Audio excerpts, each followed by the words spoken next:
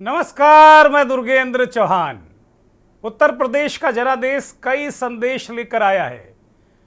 मंदिर मस्जिद नहीं चला, हिंदू मुसलमान भी नहीं चला, तालिबान, पाकिस्तान, कब्रिस्तान, मंगलसूत्र, मटन, मछली, मुजरा भी नहीं चला। राम, राशन और राष्ट्रवाद का भी ज्वर या लहर नहीं दिखी। तो क्या चला?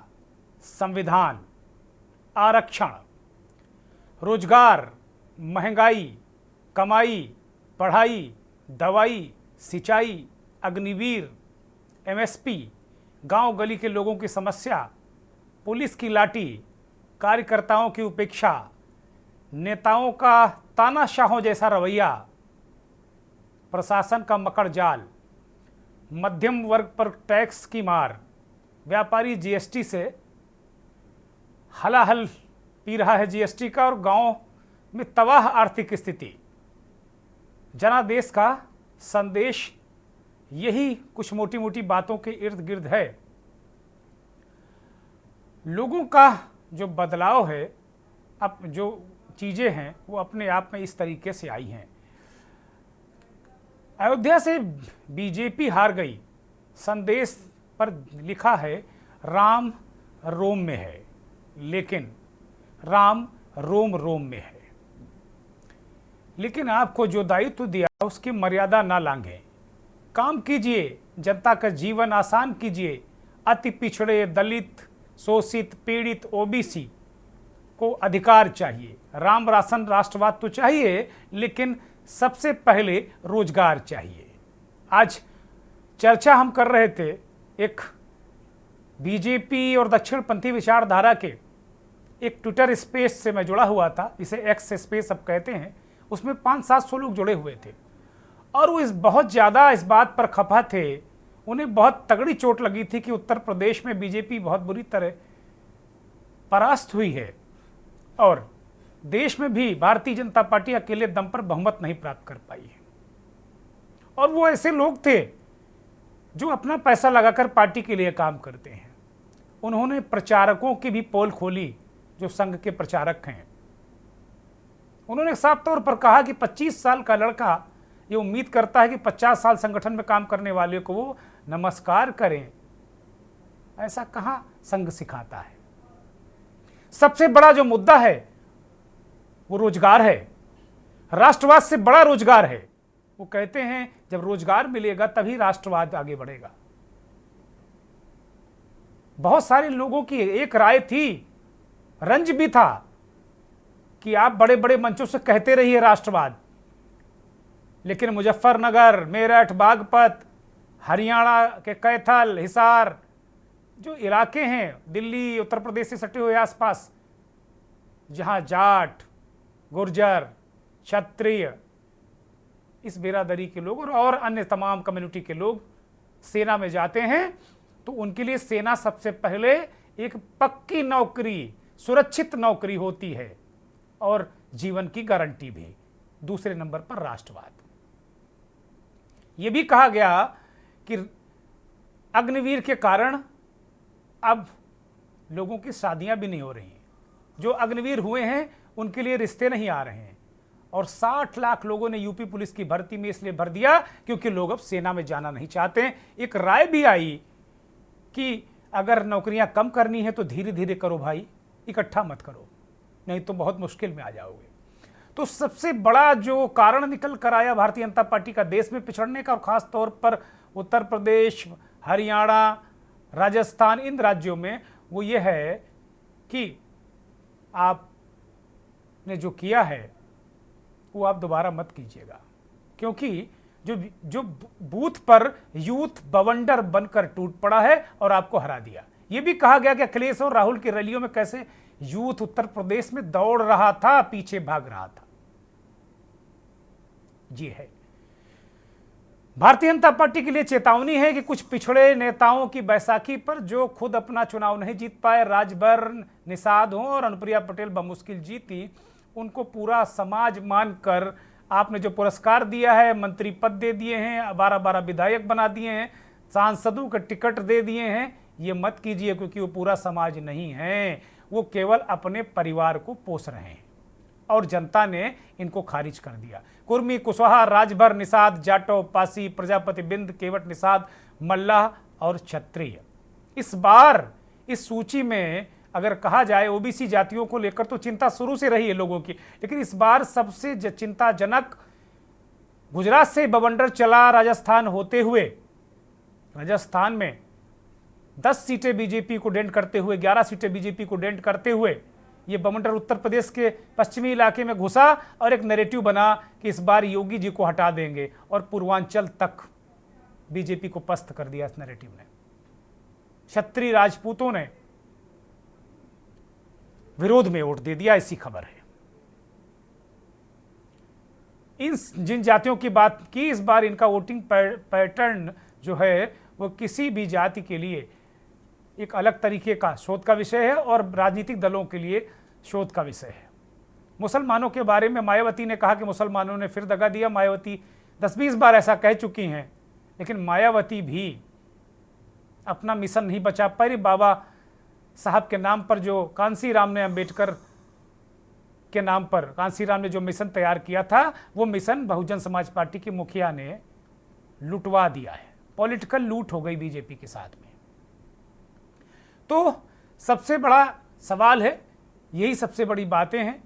और इस चुनाव में सीट और वोट के प्रतिशत से कांग्रेस जो है वो काफ़ी आगे बढ़ी है, तीसरे नंबर का ताज है। अब यूपी में कांग्रेस के पास भी वोट है। बीएसपी का जो डिजिटल वोट शेयर एक तरीके से आ गई है, जो बहुत कम डिजिट पर रह गया। अखिलेश यादव और राहुल गांधी यूपी में बहुजन के नए नायक के रूप में उभरे हैं। बहुजन के लिए बहन जी उनकी देवी हैं, लेकिन वोट उन्हें नहीं देंगे, ये बहुजनों ने इस बार साबित कर दिया और चंद्रशेखर को जिताकर भी एक नया संकेत दे दिया है। ये बहुत कम वोट मायावती को वो देंगे।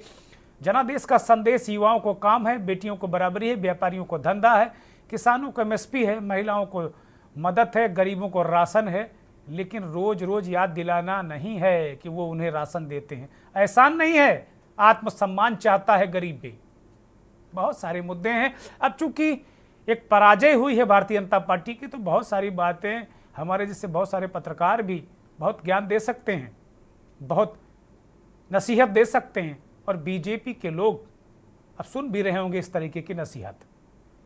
लेकिन सबसे बड़ा जो कारण है वो है सामाजिक उद्योलन और मंथन में। आज यही मेरा बड़ा सवाल कि क्या कमंडल से बाहर आ गया मंडल?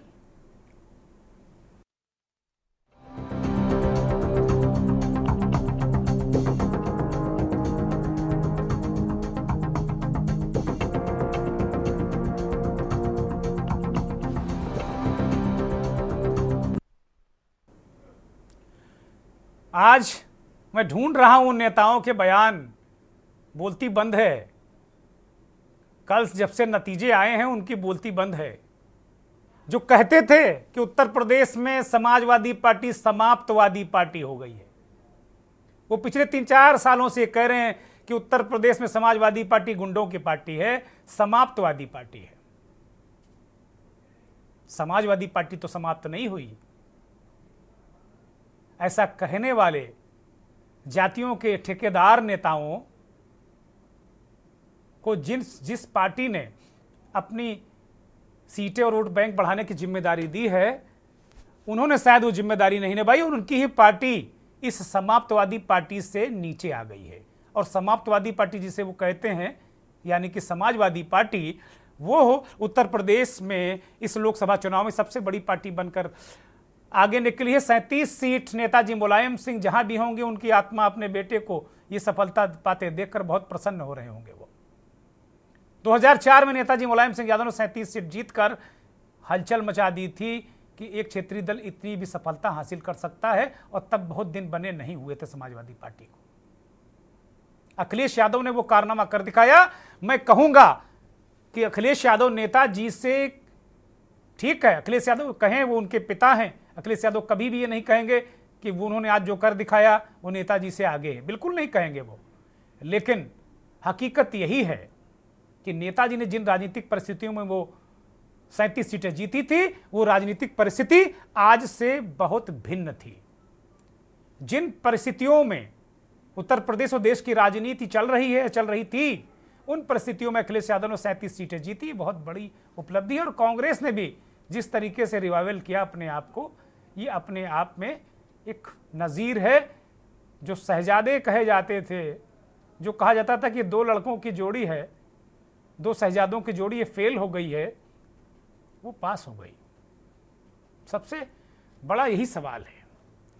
अब वो नेता, बड़बोले नेता हमें दिख नहीं रहे हैं जो कहते थे मंदिर मस्जिद हिंदू मुसलमान तालिबान, वो कहाँ हैं? मैं उन्हें ढूंढ रहा हूं। आज पूरे दिन मैं ढूंढता रहा टीवी पर।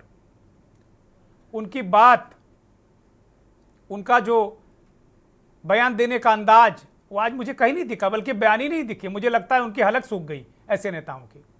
और मुझे लगता है भारतीय जनता पार्टी ऐसे ही नेताओं से उसे बचना चाहिए। सबसे बड़ी नसीहत यही है।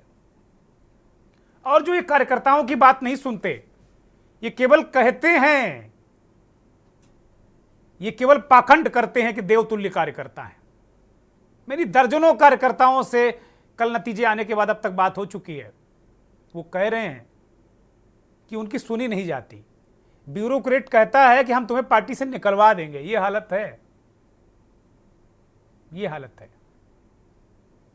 इस बीच एक राजनीतिक घटनाक्रम महाराष्ट्र में हुआ, और वो घटनाक्रम है कि वहां के deputy chief minister Devendra Fadnavis ने हार की नैतिक जिम्मेदारी लेते हुए अपने पद से इस्तीफे की पेशकश की है और कहा है कि वो विधानसभा चुनाव की तैयारी करना चाहते हैं, संगठन में काम करना चाहते हैं।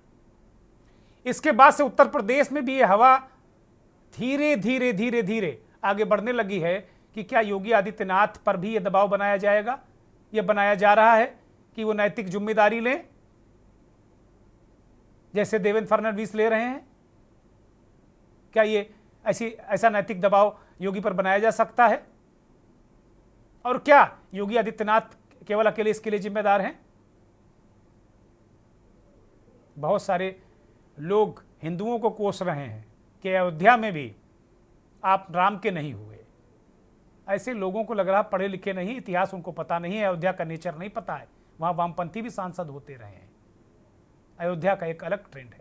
और राम तो सबके थे, और जो लोग अयोध्या वासियों को गालियां दे रहे हैं, गरिया रहे हैं, वो राम को गालियां दे रहे हैं, क्योंकि भगवान श्री रामचंद्र ने कहा कि अयोध्या वासियों से प्रिय मुझे कोई भी नहीं है। एक रिपोर्ट देखिए।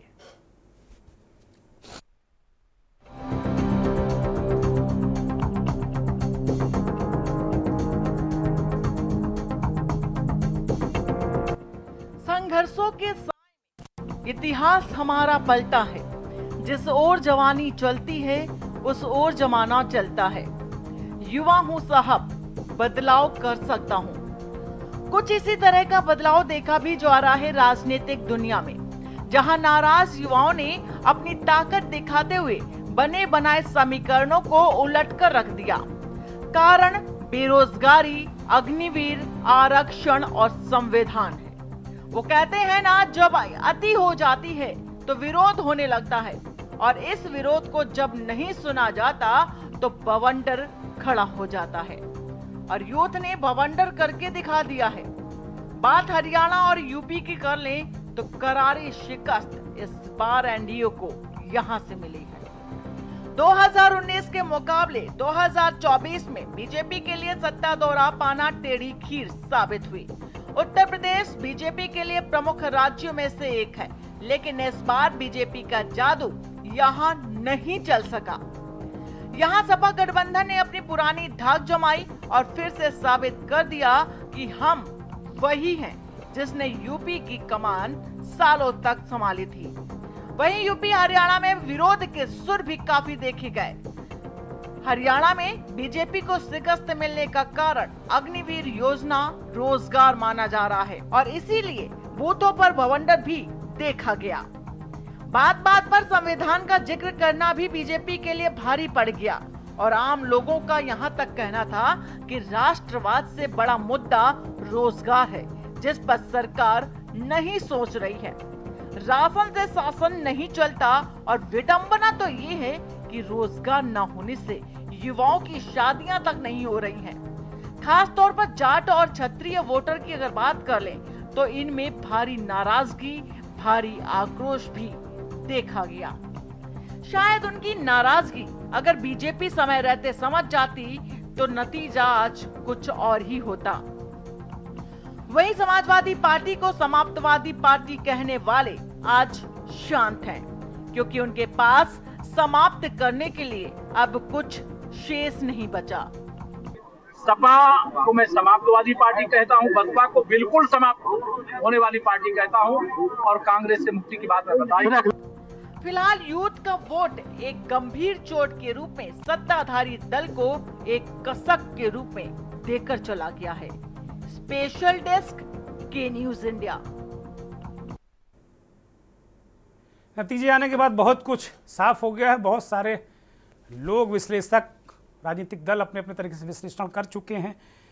हमारे साथ एक पैनल जुड़ा है। आज हम एक नए तरीके से इस पूरी बहस को समझेंगे, बातचीत करेंगे। उत्तर प्रदेश के जाने माने वरिष्ठ पत्रकार, राजनीतिक विश्लेषक संजय श्रीवास्तव हमारे साथ जुड़े हुए हैं। बहुत स्वागत संजय जी, बहुत धन्यवाद, बहुत आभार। प्रोफेसर ब्रजेंद्र प्रताप सिंह, राजनीतिक विश्लेषक, वरिष्ठ पत्रकार हमारे साथ जुड़े हुए हैं। पूर्वांचल के बिल्कुल जिसे ऑक्सफोर्ड कहते हैं, प्रयागराज, इलाहाबाद से बहुत स्वागत, बहुत धन्यवाद। प्रधानमंत्री नरेंद्र मोदी के संसदीय क्षेत्र काशी से हमारे साथ पॉलिटिकल एक्टिविस्ट मनीष शर्मा जी जुड़े हुए हैं। बहुत स्वागत, बहुत धन्यवाद, बहुत आभार आपका। बहुत दिनों के बाद हम सबके प्रिय नेता जफर नकवी साहब, भारतीय जनता पार्टी के नेता हैं, जुड़े हुए हैं। जफर साहब को मैं बहुत प्रेम करता हूं, इसलिए कह रहा हूं कि हम सबके प्रिय। जफर जी बहुत कम अप्रिय बोलते हैं, उनका मैं स्वागत करता हूं। अवधेश यादव, समाजवादी पार्टी के नेता, प्रवक्ता हमारे साथ जुड़ गए हैं। बहुत स्वागत, बहुत धन्यवाद, बहुत आभार आपका। जफर साहब, बहुत सारे कारण हैं। कहते हैं कि जो असफलता है, आज एक सोशल मीडिया पर एक मीम चल रहा था कि असफलता सास है। सास को, हालांकि सास बहुत अपनी बहू को प्रेम करती है, लेकिन सास को पता नहीं क्यों विलेन के रूप में प्रस्तुत किया जाता है और कहा जा रहा है कि असफलता सास होती है। इतनी जली कटी सुनाती है कि कान से धुआं निकलने लगता है। तो मुझे लगता है आप लोगों को इस समय सास का सामना करना पड़ रहा होगा। मैं आपके साथ हूँ निश्चित तौर पर। बाकी लोग अपनी अपनी तलवारें और तुनीर से जो जहर बुझे तीर तैयार कर रहे हैं, उसके लिए आप तैयार भी हो जाइए, क्योंकि आलोचना ही इंसान को बड़ा करती है। और जो भगवान श्री राम हम सबके आदर्श पुरुष हैं, उनके बारे में जो मानस में, रामचरित मानस में तुलसी बाबा ने कहा ना कि निंदक नियरे राखिए आंगन कुटी छवाए। निंदक को इतना करीब रखो कि अपने आंगन में उसकी कुटिया बनवा दो, ताकि सुबह उठे 4 गाली दे और पानी पिए। बस ये है। तो ये परिकल्पना जो हम लोगों ने की है। जफर साहब, ये कहाँ गड़बड़ हो गया, कहाँ चूक हो गई? ये आप लोग युवाओं का बवंडर भाप नहीं पाए, या नेताओं की तानाशाही? आपके जो सांसद थे उनको ये पता था कि भैया मोदी के चेहरे पर तो हम जीत जाएंगे, जनता को मारो ठेंगे पे। जफर साहब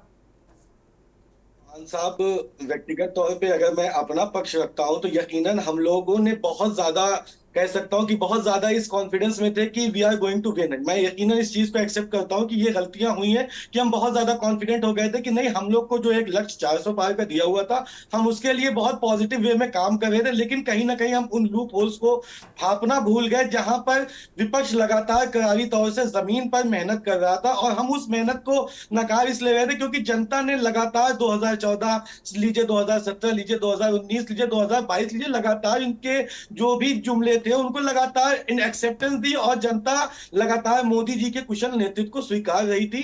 और कहीं ना कहीं कमी उन नेतृत्व की क्षमता की भी मैं कहूंगा, जिनको पार्टी के शीर्ष नेतृत्व ने जिनको चुनाव के लिए मौका दिया, और यकीनन वो उस स्तर पर जमीन पे अपनी बातें ना पहुंचा पाए, या फिर कुछ ऐसा हुआ कि कुछ रिपीटेशन ऑफ द कैंडिडेट भी इशू बने कि वो जनता तक सही से नहीं पहुंच पाए। लेकिन उसके बावजूद भी हम अपनी सरकार भी बना रहे हैं और यकीनन हम एक बेहतरीन सरकार बनाएंगे। 2014 में भी एनडीए था, 2019 में भी एनडीए था और 2024 में भी एनडीए की ही सरकार होगी। हम तमाम लोगों को साथ लेकर पहले भी चल रहे थे, अब भी चल रहे हैं और आने वाले समय में 2024 में भी एक बेहतरीन सरकार के साथ 2024 का कुशल निर्देशन भी करेंगे। जफर भाई, आज हम उत्तर प्रदेश पर ज़्यादा बात करेंगे। मैं आपसे डिफर करता हूं कि 14 और 19 में बिल्कुल एनडीए नहीं था, बिल्कुल एनडीए नहीं था, तब थी मोदी सरकार और इस बार है एनडीए सरकार। और यूं कहें कि बैसाखी सरकार, ये बात थोड़ा खराब लगती सुनने में, लेकिन बैसाखी वाली सरकार। और बैसाखी सरकार सारे दल चला चुके हैं, लेकिन इस बार वास्तव में हमने आज देखा जो दृश्य था एनडीए की बैठक का, उसमें समझ में आ गया था कि अमित शाह जी 6वें 7वें नंबर पर बैठे हुए थे और चंद्रबाबू से लेके नीतीश कुमार से लेके और फिर राजनाथ जी को भी आज पूछ हो गई है। कहीं ना कहीं उनको ही पूछ लिया गया कि आओ जरा बगल में बैठ जाओ बड़ी दिनों बाद। और राजनाथ जी भी बड़े तने हुए आज बैठे हुए थे बिल्कुल, हालांकि 70-75 हज़ार से जीत पाए हैं, तो अगली बार उनके लिए भी खतरे की घंटी है। जफर साहब जरा बोल लीजिए, फिर मैं आगे बढ़ूँ, बोलिए। देखिए चौहान साहब, बैसाखी की सरकार नहीं, हमने तमाम लोगों को हमेशा सम्मान दिया। 14 में भी किसी के सम्मान में किसी प्रकार की कोई ऐसी बात कभी नहीं आई, ना 14 के शासनकाल में ना ही 19 के शासनकाल में। हमने तमाम लोगों को उनके कार्यभार के अनुसार उनको काम करने का भी मौका दिया और उनकी बातें भी सुनी। 14 से लेकर 24 एक भी नेता को आपने महत्वपूर्ण मंत्रालय नहीं दिया, दोनों में ये विषय अलग हो जाएगा, लेकिन किसी भी नेता को, गठबंधन के किसी नेता को आपने चूरन चटनी डाट कांटाई मंत्रालय दिए, किसी नेता को कोई महत्वपूर्ण मंत्रालय जो आपके सहयोगी थे किसी को आपने नहीं दिया। मैं आज पता नहीं, हो सकता आज मेरा कहने का दिन है, आज मेरा कहने का दिन है, मैं पत्रकार के तौर पर ये बात आज मुझे कहनी है और मैं आज बिल्कुल पूरी तैयारी से आया हूँ। राशन का शासन, वो सब तमाम चीज़ें संजय जी और लोग बताएंगे। संजय जी भी लगातार डंका बजा बजा कहते थे कि इनकी बहुत दुर्गति होने वाली, और संजय जी आज बहुत मुस्करा भी रहे हैं। ठीक है, मैं आऊँगा जफर साहब, मैं आऊँगा आपके पास लौट के। अवधेश यादव, आपको क्या अंदाजा था कि आपने जो पीडीए का झुंझुना बजाया है वो इतना बच जाएगा, डंका का रूप ले लेगा? अवधेश यादव, समाजवादी पार्टी के राष्ट्रीय अध्यक्ष माननीय अखिलेश यादव ने जब पीडीए का नारा दिया तो एक सोच समझ के दिया हुआ वो नारा था।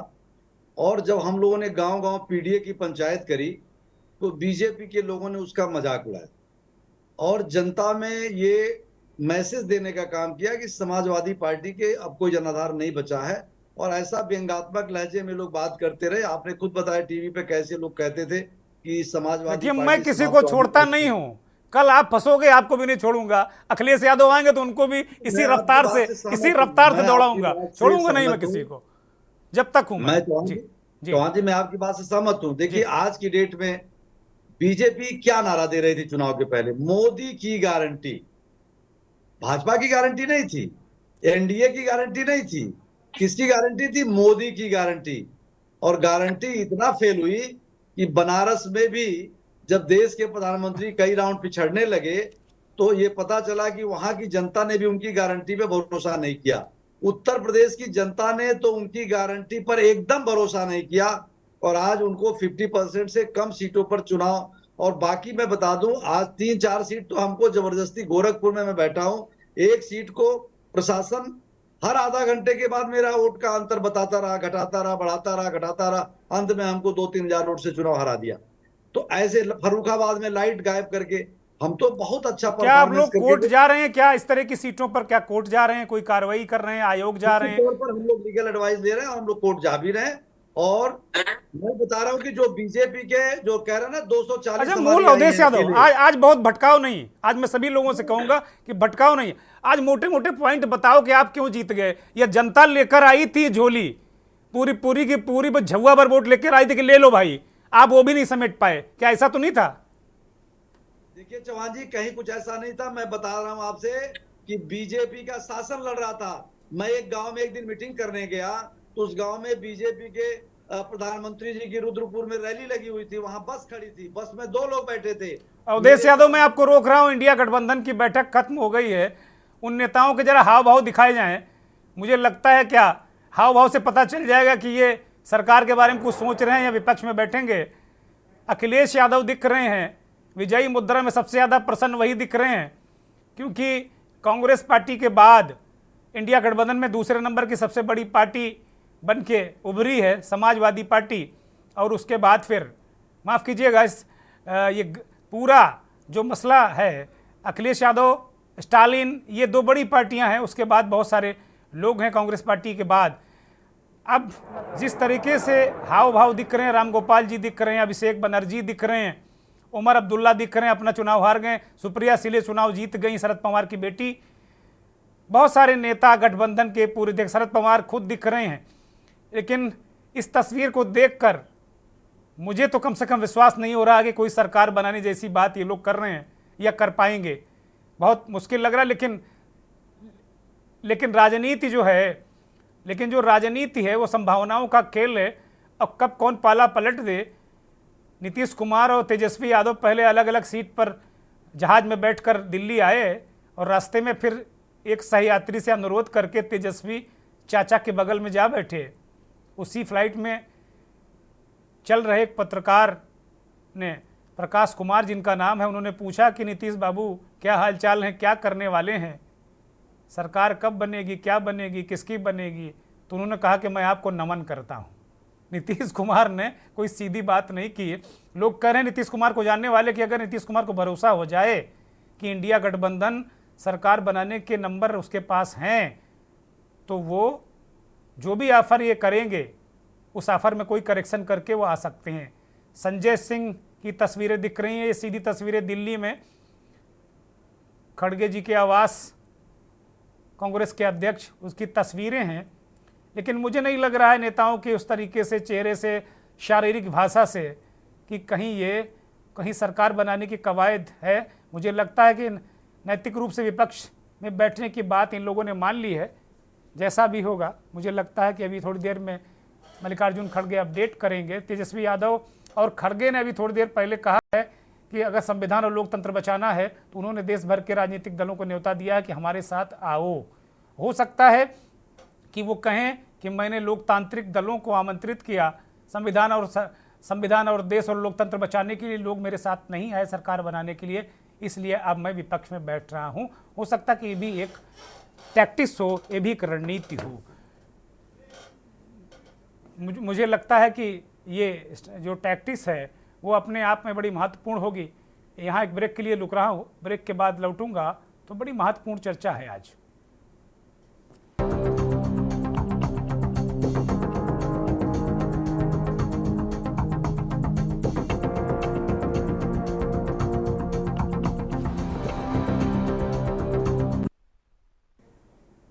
ऐसा लगता है कि कमंडल से मंडल उछलकर बाहर आ गया है। कुछ लोग आज हमसे कह रहे थे कि कमंडल वालों ने मंडल में एक पत्थर मार दिया जिससे छेद हो गया है। अब खैर नुकसान हुआ है। मैंने जो कहा ना कि जो असफलता है वो सास है और वो दिक्कत होती है। आज ऐसा कहने वालों का दिन है क्योंकि भारतीय जनता पार्टी के सामने दिक्कतें हैं। संजय श्रीवास्तव बहुत ही वरिष्ठ पत्रकार विश्लेषक हमारे साथ जुड़े हुए हैं। संजय जी, सीधे आपके पास आ रहा हूँ। मेरे साथ तमाम बार चर्चा में आपने बहुत खम ठोक कर कहा था कि उत्तर प्रदेश में बहुत अच्छी स्थिति नहीं होने वाली है। यहाँ आपने तो बहुत कठोर और कड़े शब्दों में कहा था। उस वक्त जो भारतीय जनता पार्टी के नेता प्रवक्ता हमारे साथ थे, उनसे आपकी झड़प भी हुई थी और काफ़ी उनको नागवार भी गुजरा था, लेकिन आपने अपनी बात को तर्कों समेत रखा था। क्या मूल कारण मानते हैं कि भारतीय जनता पार्टी यहाँ समाजवादी पार्टी से नीचे की पार्टी बन गई? संजय जी। दुर्गेश जी काफी बात कह चुके हैं जी अपने वक्तव्यों में, और प्रवक्तागण भी कह रहे थे। मेरा व्यक्तिगत मानना यह है कि पत्रकार हो या राजनीतिक दल के प्रवक्ता नेता हो, इन्हें अपने अपने क्षेत्र में अपने अपने लोगों के बीच में कौन से मुद्दे हैं, किस मुद्दे पर वोट होना है, किस मुद्दे पे जनता की जरूरत है, किस मुद्दे को जनता अपने मन में दबा के बैठी है, ये तमाम ऐसी चीजें हैं कि इन लोगों को जमीनी हकीकत से रूबरू होना चाहिए। और मुझे लगता है कि जैसे अभी एक प्रवक्ता बीजेपी के हैं, शायद उन्होंने कहा कि 14 में हम जीत गए, 19 में जीत गए, इसलिए 22 में भी जीत गए यहाँ यूपी में, तो उन्हें मोदी पर ही भरोसा रह गया। और मुझे लगता है कि कहावत भी हो गई थी कि मोदी के नाम पे कोई भी किसी को भी बीजेपी का टिकट मिल जाए, बस टिकट मिल गया तो वो सीधे सांसद हो गया, लोकसभा पहुंच गया, बीजेपी से टिकट मिला, राज्यसभा पहुंच गया, विधानसभा पहुंच गया। ये पर्याय जो बन गया, मुझे लगता है ये सबसे घातक साबित हुआ इस लोकसभा के चुनाव में, क्योंकि लोग मोदी के नाम पे चुनाव लड़ते रहे, जनता से और कोसों दूर जीतते भी रहे संजय और जी, पार्टी ऐसा हुआ भी है, ऐसा नहीं कि ऐसा हुआ नहीं है। कैंडिडेट को फिर से टिकट दिया जिनकी वाकई जनता में कोई पकड़ नहीं थी, कोई पैठ नहीं थी और वो जनता से बहुत दूर थे। तो एक बड़ी वजह यह है। दूसरी जो बड़ी वजह है, जैसे मैं तमाम लोकसभा क्षेत्रों में रहा और मेनका गांधी का जिस दिन पोलिंग थी 25 मई, क्योंकि मेरा भी क्षेत्र है, मैंने भी वोट किया और मतदान के दिन शाम को ही 2 बड़े चैनलों के पत्रकार हमारे साथ थे और मैंने उनसे कहा कि मेनका गांधी चुनाव 14,000 से पिछला जीती थी और मुझे लगता है कि 14 से ज्यादा वोटों से इस बार हार जाएगी। तो ऐसे नहीं कहा, मैंने लोगों से बहुत बातचीत की कि मुसलमान वोट किधर जा रहा है, यादव वोट किधर जा रहा है, निषाद वोट किधर जा रहा है इंटैक्ट होकर। ऐसे ही तमाम बातों से पता चला कि अग्निवीर के जो लोग थे वो बहुत नाराज थे। एक लड़के से मैंने बात की, वो रिटायर हो गया, उसके पिताजी अभी सेना में नौकरी कर रहे हैं, वो अब किसी सीमेंट बालू मिट्टी गिट्टी की दुकान पे बेचारा गनर हो गया है। तो ऐसे लोगों का गुस्सा, फिर पेपर लीक से गुस्सा, तमाम ऐसी चीज जो बेरोजगारी और इन सब चीजों को लेकर थी, लोगों के बीच में भयानक गुस्सा था।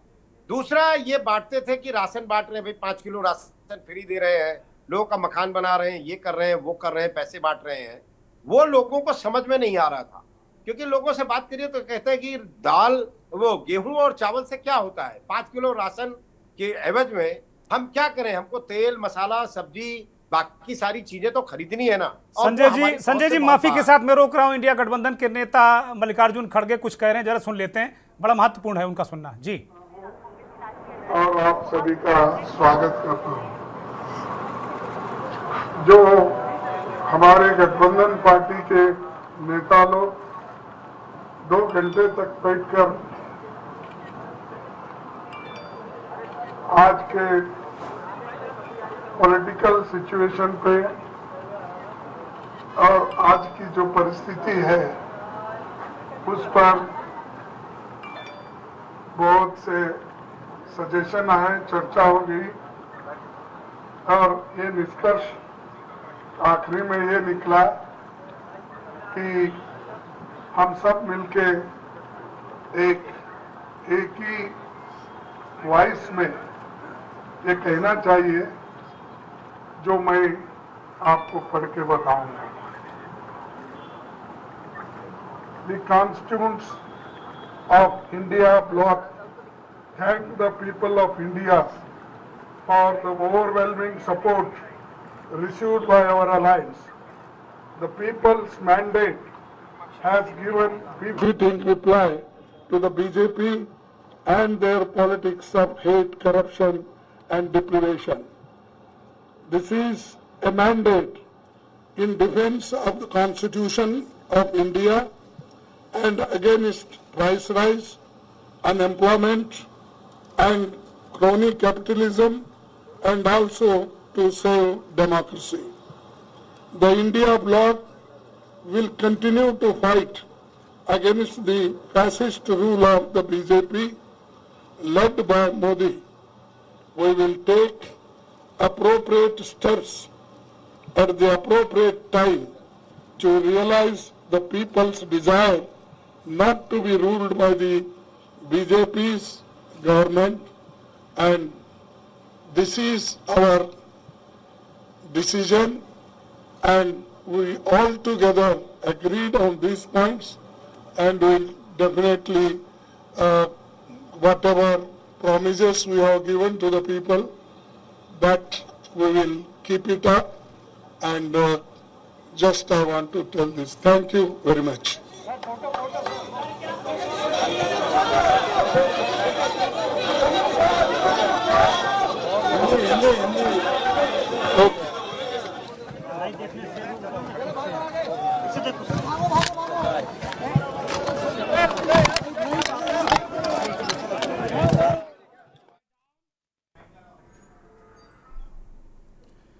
खड़गे साहब ने बताया बहुत सारी बातें, बैठक के बारे में तो जानकारी दी, लेकिन अभी ये स्पष्ट नहीं हो पाया कि वो सरकार बनाने का दावा करेंगे, नंबर्स कहाँ से जुटाएंगे, बहुत सारी चीज़ें हैं वो अभी समझना है। पत्रकार सवाल भी पूछते रहे।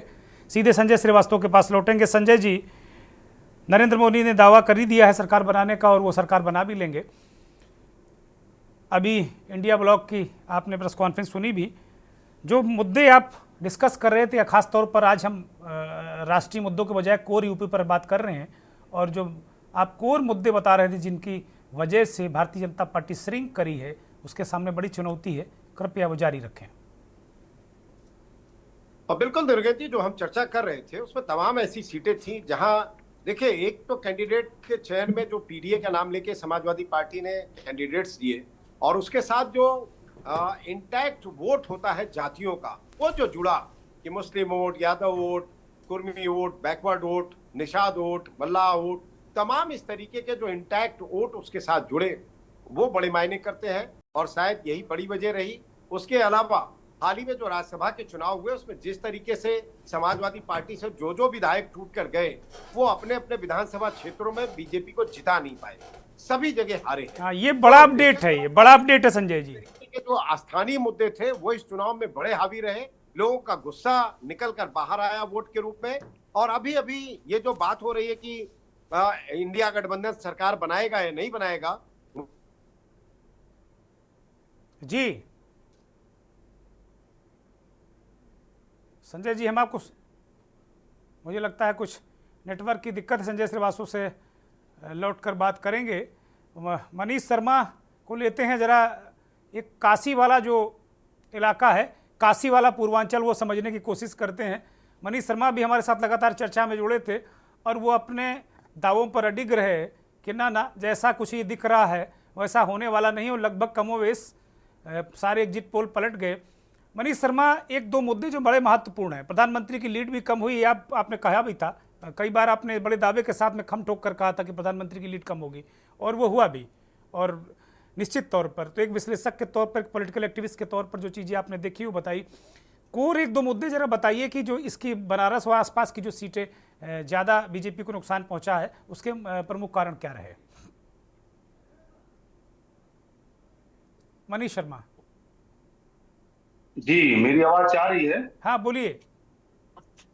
हाँ जी, मैं ये कह रहा था आपसे, मैं कई बार आपसे इस पे बात कर चुका था कि उत्तर प्रदेश में और खास करके पूर्वांचल का जो इलाका है, वो सामाजिक न्याय और संविधान के सवाल पे बहुत ही संवेदनशील इलाका है। तो जब भी इस पे कोई संकट आता है तो वो बहुत ज्यादा तीखा रिएक्शन करता है। मैं आपसे इस बात को बोल रहा था, और मैं अभी फिर उसी बात को दोहरा रहा हूं कि पूर्वांचल में ये जो ब्रांड मोदी है, वो बुरी तरह से, एक तो पहली बात ये कहना चाहता थी कि उत्तर प्रदेश में बनारस के इर्द गिर्द के 14 लोकसभा क्षेत्र हैं, उसमें पहले उसमें से 8-10 सीटें बीजेपी के पास रहा करती थी। इस बार उल्टा हो गया, 10 सीटें चली गई गठबंधन के पास और 2-3 सीटें रह गई जो है बीजेपी के पास। और मोदी जी का कम से कम इसी बनारस में, जो मैं बोल रहा था कि मोदी जी बहुत खतरे में हैं, 10% उनका वोट घट गया। अगर आप 14 और 19 को देखेंगे तो बीजेपी के साथ एक नया मतदाता समूह दलित पिछड़ों हिस्सों का जुड़ा था। वो 2014 और 19 को अगर दोनों को जोड़ लिया जाए तो 13-14% हिस्सा जुड़ा था। वो खुद बनारस में ही उसमें से 10% वापस आ गया। इस बार मोदी जी 10% उनका वोट घटा है खुद बनारस में, और वो बस जीत गए हैं। उनका जीत बुरी तरह हार है, मतलब ब्रांड मोदी पिट गया बनारस में। और मैं एक और बात आपसे कहना चाहता हूं कि बनारस का संकट जो है, मोदी जी का जो संकट है, वो पूर्वांचल के सभी सीटों पे नकारात्मक असर पड़ा है। मतलब अगर मोदी जी नहीं रहते तो हो सकता है कि भाजपा वहां कहीं मुकाबले में रहती। मोदी जी के चलते पूर्वांचल का 10 सीट कम से कम, 13 सीटों में 10 सीट कम से कम जो है बीजेपी ने खो दिया। ये मनीष शर्मा, ये मानने को मैं तैयार नहीं हूँ, मोदी जी बहुत बड़े नेता हैं, उनके रहने से नुकसान हो जाए ये मैं मानने को तैयार नहीं हूँ। तमाम स्थानीय कारण होंगे, बहुत सारी चीजें होंगी। आपको मानना इसलिए पड़ेगा कि खुद मोदी जी के 10% वोटों में अंतर आ गया। 4 लाख वोटों, 4,79,000 वोटों से जीते थे पिछली बार। हाँ, ये सर्वविदित। अभी जानते हैं क्या है इस बार? 1 लाख, 1.5 लाख, 1,52,513 और जी, और 62-64% से घट करके 50% पे आ गए। यानी कि मोदी जी को खुद क्या 10 क्या सीट दी क्या और वजह उन्होंने क्या 12 मानते हैं, सीट। क्या वजह मानते हैं मोदी जी और आसपास की सीटों की मेरा- कोर इशू क्या है, स्थानीय मुद्दे क्या हैं? मेरा मेरा ये कहना है कि बेसिकली मोदी जी का जो हिंदुत्व वाला जो इशू है वो उत्तर प्रदेश उसका गढ़ है। जैसे उत्तर प्रदेश में हार को उत्तर प्रदेश एक राज्य की तरह नहीं देखना चाहिए। यहाँ योगी जी हैं, यहाँ मोदी जी हैं। उत्तर प्रदेश हिंदुत्व का गढ़ है और उत्तर प्रदेश कह लीजिए पूरे देश में हिंदुत्व का बेस है। और उस बेस में ही आप देखेंगे कि राम मंदिर पिट गया, जितने धार्मिक मुद्दे थे पिट गए, जितने जितने सांप्रदायिक मुद्दे थे वो पिट गए। मैं बार बार आपसे कह रहा था कि उत्तर प्रदेश के अंदर जितने धार्मिक मुद्दे हैं वो सारे सवाल पिटने जा रहे हैं, क्योंकि उस पे वो जैसे राम मंदिर पे इन्होंने सोचा था कि इस बार के चुनाव में उत्तर प्रदेश के को केंद्र करके 2024 के चुनाव में राम मंदिर का मास्टर स्ट्रोक होगा। वो जो मास्टर स्ट्रोक इन्होंने जो समझा था वो बैकफायर कर गया, वो उल्टा हो गया। आप याद करिए, अगर 2093 को याद करिए, 1993 को याद करिए, जब बाबरी मस्जिद को गिराया गया था, उसके बाद 2093 का समय था, एक नारा चला था उस समय कि मिले मुलायम कांसीराम और उड़ गए जो है जय श्री राम। आप उसको याद करिए, मैं उसको कोई असम्मान के साथ नहीं कह रहा हूं, मैं कह रहा हूं उस नारे को थोड़ा समझिए कि वो जो सामाजिक न्याय का जो सवाल है। नहीं, इस बार भी शर्मा जी, इस बार भी अयोध्या में अवधेश प्रसाद जो कैंडिडेट थे समाजवादी पार्टी के, दलित चेहरा, सबसे पुराने नेता, उन्होंने एक नारा दिया, ना मथुरा ना काशी, अयोध्या में अवधेश पासी। ये नारा उन्होंने खूब चलाया। मैं इसीलिए आपसे कहना चाहता हूं कि ये पुनर्वापसी हुई है सामाजिक न्याय की उत्तर प्रदेश के अंदर। जब जब जो है धर्म की और धर्म के नाम पे, सामुदायिकता के नाम पे जो अति हुई है, उसका हमेशा जवाब उत्तर प्रदेश ने ये दिया है कि उसने हमेशा धार्मिक अस्मिता के स्तर पे जो जातीय अस्मिता है उसको उसने हमेशा एक बार मैसेज दिया है। और 1993 में दिया था और मिले मुलायम कांसीराम को उड़ गए, और अभी फिर एक नया मैसेज दिया उत्तर प्रदेश ने कि भाई ये इस उत्तर प्रदेश के अंदर का जो बेसिक सवाल है वो सामाजिक न्याय का सवाल है, संविधान का सवाल है, आरक्षण का सवाल है, सामाजिक असमानता का सवाल है। ठीक है, ये एक बार लेकिन नेशनली लोगों ने ये समझा उत्तर प्रदेश को लोगों ने और भाजपा ने ये समझाया पूरे देश को कि ये हिंदुत्व की जमीन है। और इतना जोर का झटका इस प्रश्न ने बीजेपी को दिया है।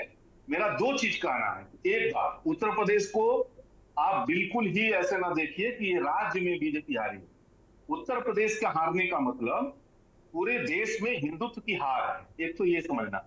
दूसरी बात ये समझनी है, उत्तर प्रदेश में जब ये संकट आ रहा है, उत्तर प्रदेश में ये जो संकट आया है उसका ये सवाल है कि सामाजिक न्याय को बहुत देर तक इग्नोर नहीं किया जा सकता। ये तीसरी बात है। चौथी बात ये कहना चाहता हूं कि ब्रांड मोदी अभी इस बार का जो चुनाव ने एक बात और तय कर दिया, मोदी कोई ब्रांड नहीं रह गए, मोदी कोई लहर नहीं रह गए, मोदी खुद अपने ही क्षेत्र में घिर गए। और मोदी जहां लड़ रहे थे उसके आसपास के सारे लोगों ने, जनता ने मोदी के सारे कैंडिडेटों को हरा दिया और मोदी के बहुत नीचे ला दिया और अयोध्या को हरा दिया। मेरा ये ठीक है, मैं लौटूंगा, मनीष शर्मा मैं लौटूंगा। ब्रजेंद्र प्रताप सिंह को चर्चा में शामिल करते हैं। ब्रजेंद्र भी हमारे साथ इस चर्चा में काफ़ी दिनों से लगातार थे। सामाजिक न्याय मंडल कमंडल, इसकी राजनीति को बहुत अच्छे से ब्रजेंद्र लिखते पढ़ते और समझाते रहे हैं। ब्रजेंद्र, हमने तो आज इस कार्यक्रम में ही किया कि कमंडल से क्या मंडल बाहर निकल आया है क्या? बिल्कुल निकल आया दुर्गेन्द्र जी। जब हम लोग चर्चा कर रहे थे पिछले, जब चुनाव का आखिरी चरण था, दो तीन बातें मैं कह रहा हूं। एक तो जो ब्रांड मोदी या हिंदुत्व, ये कोई बात नहीं है। बात है 2014 में 18 से 28 साल के नौजवानों में मोदी जी ने बड़ी ऊर्जा भरी थी। वो 18 से 28 हुआ, 28 से 38 हो गया, नौकरी मिली नहीं, रोजगार मिला नहीं। और ये जो पूर्वांचल का नौजवान है, मैं मनीष शर्मा की बात से सहमत भी हूं, और ये सर्वविदित है कि ये जो पूर्वांचल, जहां ऑक्सफोर्ड है इलाहाबाद में, जहां आसपास के 20 जिलों के विद्यार्थी पढ़ते हैं, यहाँ नौकरी की तैयारी करने वाले नौजवान भी रहते हैं। इनको ये समझ में आ गया एक तो निराशा, उस पर नौकरियां नहीं, नौकरियों में पेपर लीक, और उसके बाद उसमें भी संविधान और आरक्षण। तो घूम फिरकर जो गरीब गुरबा है, जो SC ST OBC के नौजवान हैं, उनमें गुस्सा तो था ही, गुस्से में और बड़ी बात आ गई कि आरक्षण को खत्म कर देंगे, आरक्षण को डाइल्यूट कर रहे हैं, निजी क्षेत्र की नौकरियों में आरक्षण नहीं है, देश में पूंजीवाद की स्थितियां हैं और प्राइवेट नौकरियां खोली जा रही हैं, निजीकरण तेजी से हो रहा है, वहां आरक्षण मारा जा रहा है। दुर्गेन जी, ये बात नौजवानों को बहुत समझ में आ गई जी। और देखिए, इसी का असर ये रहा कि जैसा कि हम पिछले बातों में कह रहे थे कि यहां 40 सीट से आगे भारतीय जनता पार्टी नहीं बढ़ेगी उत्तर प्रदेश में। लगातार आपके साथ डिबेट में बात हो रही थी, कह रहे थे कि 40 पा जाएं तो बड़ी बात होगी। ये अखिलेश यादव ने और राहुल गांधी ने जो सामाजिक प्रयोग किया है जातियों का, आप देखिए, 25 साल का एक सरोज कौशाम्बी में सांसद हो गया जी। 25 साल की प्रिया सरोज मछली शहर से सांसद हो गई। RK चौधरी, अभी आपने बता ही दिया वहां जो है अयोध्या में, कि अब मथुरा नकाशी अवधेश पासी। हाँ, अयोध्या में अवधेश पासी, बड़ा अपीलिंग आ रहा है भाई जी। दुर्गेन जी, देखिए आप फिर थोड़ा सा पीछे आइए, ये वही अयोध्या है जहां बुद्ध धर्म के लोगों की बड़ी संख्या है। 5 लाख लोगों के साथ कभी अपना दल और सोनेलाल पटेल ने वहां पर और अंबेडकरवादियों ने बौद्ध धर्म अपनाया था। मोदी जी के सहयोगी और उनके जो साथ चलने वाले राजनीतिक लोग थे, ये युवाओं को पढ़ नहीं पाए। संविधान की बात अखिलेश और राहुल की टीम ने जनता तक पहुंचा दी और ये हिंदू नहीं बना पाए लोगों को। जो 2014 में और 19 में जो नौजवान हिंदू दिखते थे, वो SC ST OBC में बदल गए। ये जमात पर आ गए, अपनी जात पर आ गए अपनी। दुर्गेन जी, ये बड़ा कारण है। और यहां जो पूर्वांचल में जो इनके सहयोगी थे, ये सबके सब परिवारवादी हो गए। ओम प्रकाश राजभर का बेटा, संजय निषाद का बेटा, सांसद पकौड़ी लाल कोल की बहू, ये सबके सब चुनाव हार गए दुर्गेन जी। आप जी, मेरी आवाज पा रहे हैं आप? नहीं, दर्शक सुन रहे हैं, धड़ल्ले से बोलिए, धड़ल्ले से बोलिए। ये लोग, मोदी जी और उनकी टीम पूर्वांचल को समझ नहीं पाई। पूर्वांचल ने, मुझे तो लग रहा पूरी यूपी को नहीं समझ पाए, हर चरण में पिटे हैं भाई। और कमंडल यहां वापस आ गया। विश्वनाथ प्रताप सिंह जिस धरती पर पैदा हुए, वहां कांग्रेस, इलाहाबाद में कांग्रेस ने बड़ी तेजी के साथ जीत दर्ज की। फूलपुर में जहां नेहरू जी की सीट जो मानी जाती थी, 4000 वोट से केवल भारतीय जनता पार्टी का प्रत्याशी जीत पाया। उत्तर प्रदेश में जो जातियां जो अखिलेश यादव के साथ जुटी, नई दलित और पटेल, कुर्मी समाज के 7 सांसद पहली बार आजादी के बाद किसी एक दल से, उत्तर प्रदेश के क्षेत्रीय दल से, वो लोकसभा में पहुंचेंगे। ये जो बड़ा सामाजिक संतुलन परिवर्तन अखिलेश है, यादव ने साधा, बड़ा सामाजिक परिवर्तन है। राहुल गांधी ने जो संविधान और आरक्षण की बात की, नौकरियों की बात की, राशन की बात की, इन चीजों का काउंटर नरेंद्र मोदी की टीम नहीं कर पाई, अमित शाह की टीम नहीं कर पाई दुर्गेन जी यहाँ पर। और ये बड़ा कारण रहा, एक तो नौजवानों की निराशा और उसके ऊपर आरक्षण के घपले घोटाले और निजी क्षेत्रों का आरक्षण बिल्कुल ना होना, भारत सरकार में लेटरल एंट्री में एक भी आरक्षण नहीं देना, 33% महिलाओं के आरक्षण में कोटे पर कोटा नहीं देना, ये सारी चीजें भारतीय जनता पार्टी के लिए उत्तर प्रदेश में असफलता की कुंजी साबित हुई, असफलता के कारण एक राहुल और अखिलेश ने ऐसे गुपचुप तरीके से ब्रजेन इस प्रयोगशाला में ऐसा मिक्सचर बनाया कि क्या बीजेपी की इतनी मशीनरी है वो समझ नहीं पाए क्या? योगी आदित्यनाथ मुख्यमंत्री को नैतिक जिम्मेदार ठहराने के लिए ताना बना बुना जाने लगा है। महाराष्ट्र की घटना को आप उत्तर प्रदेश से जोड़कर देखिए। यहां भारतीय जनता पार्टी को अपने सहयोगियों की भी पुनर्समीक्षा करनी पड़ेगी, बिल्कुल कठोर समीक्षा करनी पड़ेगी कि ये भारतीय जनता पार्टी के लिए बोझ हो गए हैं, जो बैसाखियां थी बोझ हो गई हैं। ये उत्तर प्रदेश में यहाँ ये जो हालात हैं ये नरेंद्र मोदी और उनकी टीम के लिए बहुत घातक साबित हुए, और केवल यही चीजें नहीं जिन्होंने अखिलेश और राहुल गांधी की जो टीम थी उसको आगे कर दिया। और एक बात और, आप सोच रहे थे कि जो समाजवादी पार्टी को समाप्तवादी पार्टी कहते थे वो लोग नहीं दिख रहे हैं। पिछड़ों का नेता बनने की एक होड़ भारतीय जनता पार्टी में केशव प्रसाद मौर्य और अखिलेश यादव के बीच थी, जो विधानसभा के अंदर आपने तू मैं में देखी, मंचों पर भी थी। लगातार अखिलेश यादव को केशव प्रसाद मौर्य ने निशाने पर रखा। वो हर मंच पर ये बात कहते रहे कि मोदी जी को, मेरे मोदी जी को कांग्रेस गाली देती है और यहाँ अखिलेश यादव और उनका परिवार मुझे गाली देता है। ये तमाम सारे कारण रहे जिसमें पिछड़ी जातियां और दलित जातियां, अनुसूचित जातियां, आदिवासी ये एकजुट हुए और उत्तर प्रदेश में भारतीय जनता पार्टी की आधे से अधिक सीटें इन लोगों ने खींच ली। ठीक बात है, ठीक बात है दुर्गेश जी। आवाज आप तक नहीं पहुंच रही? नहीं, पहुंच रही, बिल्कुल पहुंच रही। आप मुझे सुन पा रहे हैं क्या? दुर्गेन जी, आपकी आवाज हम लोग पे नहीं पहुंच रही है। आप मुझे नहीं सुन पा रहे हैं?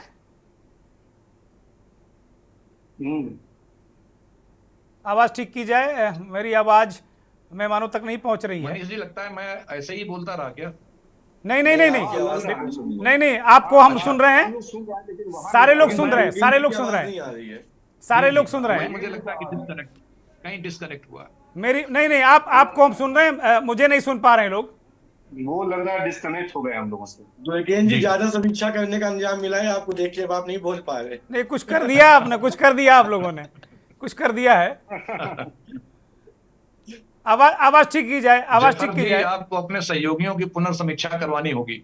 मैंने सबसे पहले इस शब्द को बोला कि हम लोग को बहुत आवश्यकता है। हाँ, ये सहयोगी आपको ले डूबे, मतलब। और सबसे बड़ी बात है, कहीं न कहीं बड़बोलापन ले गए हम लोगों को, कहीं ना कहीं कुछ ऐसी चीजें जो जमीन पे हम नहीं पहुंच पाए, जहां पर नहीं, जमीन तक नहीं पहुंची। और ये जो सहयोगी थे इनसे लोग चिढ़े बहुत, मतलब अभी ओम प्रकाश राजभर अपने बच्चे के लिए, अपनी बहू के लिए टिकट मांग रहे हैं। संजय निषाद भी अपने लड़के को ही लड़ाएंगे। अनुप्रिया पटेल अपने पति को ही लड़ाएंगी। आदिवासियों में सोनभद्र में सांसद की बहू को ही टिकट दिया जाएगा। अगर ये अपनी बिरादरी के लोगों को टिकट देते तो कुछ खुद ये लोग भी आगे तरक्की करते, भारतीय जनता पार्टी को भी लाभ मिलता उसका। नहीं, वास्तविक तौर पे जिस पृष्ठभूमि पे काम करना था, वो पृष्ठभूमि पे कहीं ना कहीं हम लोग थोड़ा सा जो है शिथिल जब हुए कि हमको ये लगा कि अब इन पे ज्यादा आश्वस्त हो गए, वो हमारे लिए जरूर चिंता का विषय बना है। वो ठेकेदारी करते ना, अपनी जाति हम लेकर आ रहे हैं। जी हाँ जी, वो एक गलती हुई पूर्वांचल में।